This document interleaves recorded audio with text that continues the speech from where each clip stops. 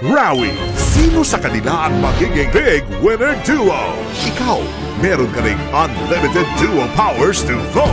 Only vote to save and only vote to evict. To vote, use the Maya app and choose the duo you want to save or evict. You have the power to vote.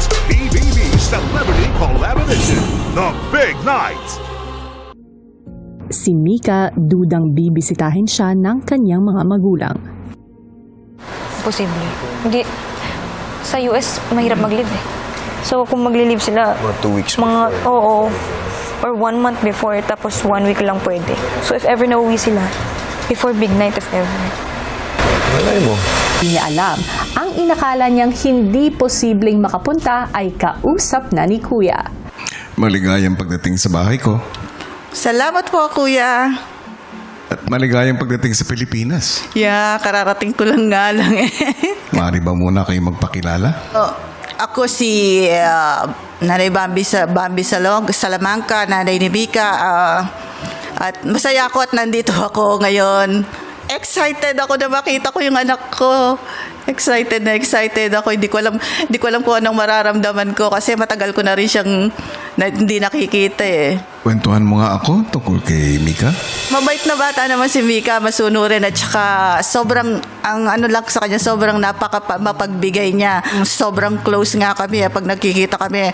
Pag nasa amin siya or nandito ako, natutulog kami sa isang kama.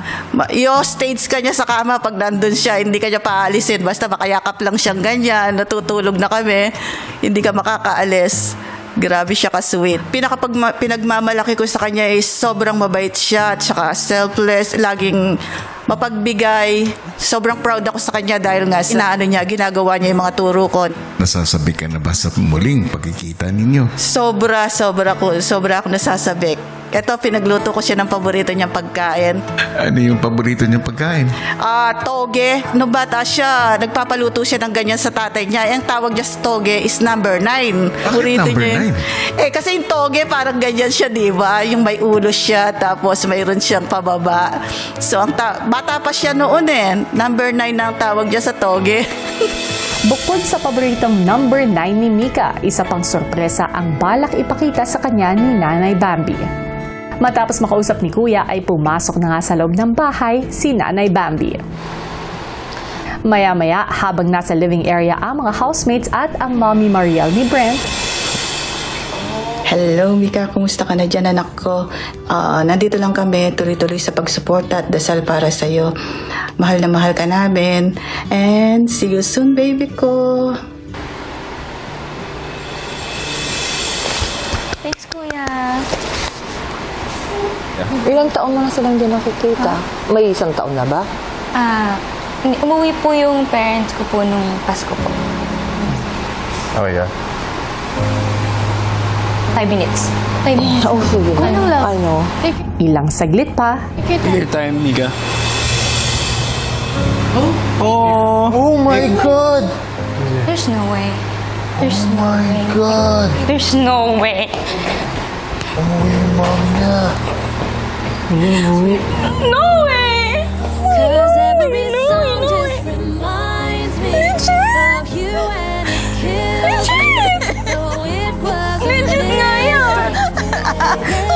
you go. Cause every song just reminds me of you and it breaks my heart. You're still here the way you go. Pinagdala kita ng ano? Gatas ng Hindi ako makapaniwala. Ba't ka umuwi? Okay lang ba na umuwi ka? Oo. Ay, yung amoy mo!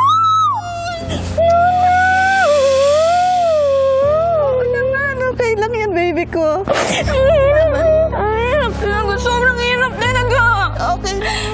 Basta, Ako po kasi kuya, hindi na ako nag-expect na darating yung mama ko or yung papa ko or any. Hindi ako makapaniwala kuya na nandito siya. Kasi sabi ko, wow, umuwi talaga siya, ganyan. Uuwi na sama na ako sa inyo. huwag muna, lumaban ka muna. Ilaban mo muna yan. Hello?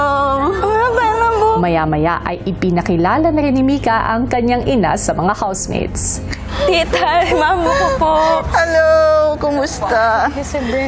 Kumusta po? Nag-date ba kayo? Oo, kumusta? Po in person, tita. Ilang saglit pa ay nakita na ni Mika ang sorpresa para sa kanya ni Nanay Bambi. Alam mo, ako na nanaginip. My God! Ay, may ano ako, good news ako sa'yo. Tignan mo yan. Oo, ka maingay. What is it? What is it? Sige na, tignan mo. Wait, hang on. Pagkawag.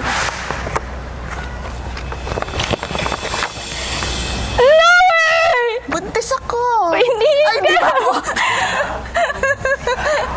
Ano kasi, na magkakaanak na yung kuya niya. Sabi ng kuya niya, ibigay mo kay Mika to. Sabi niya, eto siya. Eto yung baby. Oh no! Ano na yan? Yeah. Ilang months na? I think 3 months na. Oh my God! May pamangkin ka na. Pinapangarap mong pamangkin, ayan na. Oh my God! Ang liit! Liit. Ayan. Ako'y na-expect. Hindi kita yun. Kanina sinasabi ni na Isnir na parang baka mamo, ganyan. Tapos ako parang na-hurt ako kanina kasi ayoko i-expect. Kasi alam ko, busy kayo. Sa loob ng bahay, pinagsaluhan naman ng mga housemates ang mga dalang pagkain ni na Mommy Mariel at Nanay Bambi. Number 9, kain tayo ng number 9. Ba't number 9 po? Mukha siyang 9. Mukha siyang 9. Tignan mo yung Hindi din nila toge. naiintindihan ng bata ko kung bakit siya number 9. Pero mukha siyang number 9. Ay, ikaw na ano nang... Sa PBB lang pala ako makakakain ng kalderetang masarap. Wow. Ay, hindi bumubog. Super sarap po. Pagkatapos kumain, nagkaroon pa ng pagkakataon para makapag-usap sina Mika at Nanay Bambi. Manalo't matalo, panalo ka na ha. Huwag mong i-stressan ang sarili mo. Okay lang yan. Yung pinakita mong kabutihan dito sa loob at saka yung nakisama ka, doon palang panalo ka na. Pero kung lalaban ka, lumaban ka. Alam naming mahirap, pero ilaban mo lang hanggang makakaya mo. Hanggang sa dumating na ang hudyat para magpaalam kina Mommy Mariel at Nanay Bambi. Okay, kita tayo sa ano. Sobrang nakatulong po sa akin yung pagpasok ng nanay ko, kuya, kasi at least alam ko na yung kung ano talaga yung reaction tsaka iniisip nila. Bye-bye, thank you sa inyo. Oh, you talk to kuya. Thank you. Yeah? Kainin niyo pa Ba yung pakiramdam, kuya, na makita mo siya after 4 months na? mamaya. Talagang panghahawakan ko until the end of my journey inside your house. May ganong sinabi siya na kahit anong pakita ko, proud siya. Enough na sa akin yun, kuya, na mapanghahawakan ko. Ganyan na nga ano ko eh. Alam ko, masaya ang puso ko kasi nakita ko si Mika. Kaya sulit na yon. Ang ganda niyang reminder. Like, parang game na ulit ako mag-task ngayon, kuya. Yun yung nararamdaman ko ngayon. Sobrang gaan ng pakiramdam ko. Susunod,